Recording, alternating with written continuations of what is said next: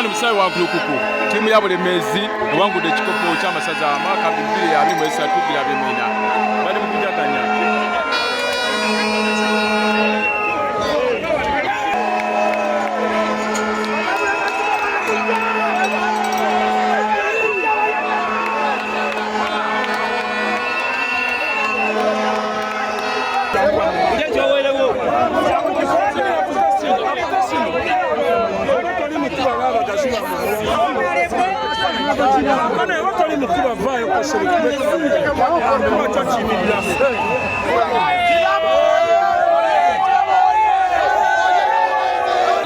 Tiimu ya Bulemeezi wangudde ekikopo ky'omwaka guno 2023 ekubye Gomba-0 emu.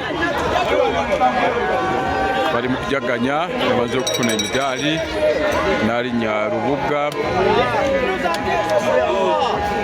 n'abaloga yakiikidde Ssaabasajja Kabaka mu kulangira amasaza by'omwaka. Tuli omusaawe wa Digital News Uganda Sega Wajjirajja.